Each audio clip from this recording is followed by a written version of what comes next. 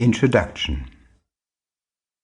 Since my childhood, I had the feeling that there must be more to life. I watched my parents, who survived the Second World War and who were happy to work hard to fulfill their dream of having material wealth and a roof over their heads.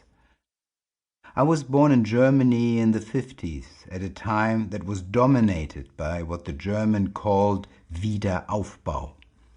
The translation is, build it again.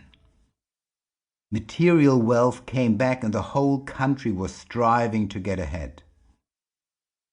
I remember once I saw an advertising from a bank that read, "Work till 65 and then live." They were pointing to the retirement age, apparently the time to start living. But what about now? My spiritual search began at that point. What is the meaning of my life?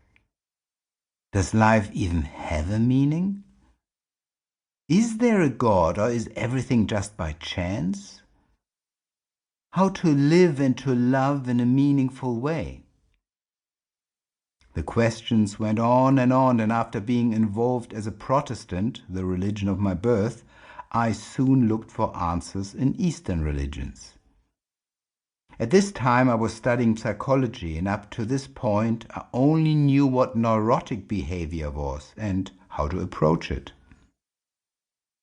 In my studies I did not come across an explanation of what a healthy human being was.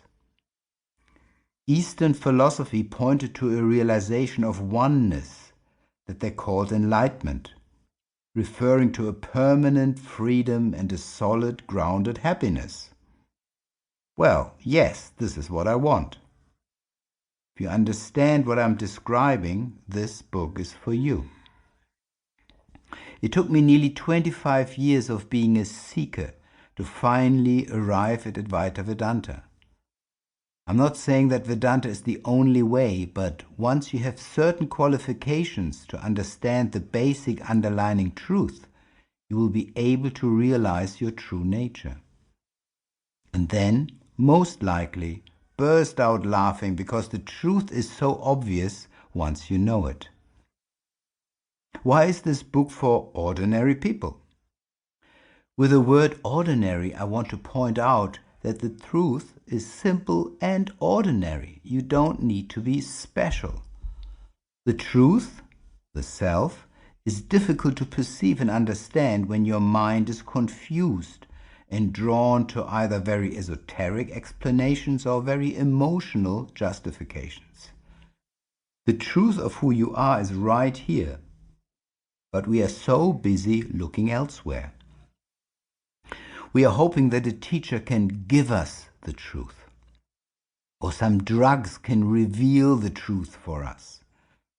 These substances can perhaps help sometimes, but are we able to understand what is happening to us?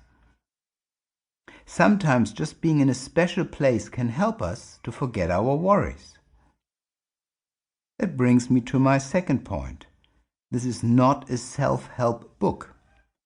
Self-help is a self-guided improvement. It can be economical, intellectual, or emotional. It often has a substantial psychological basis. However, Vedanta is not based on psychology, even though psychology and Vedanta have similarities.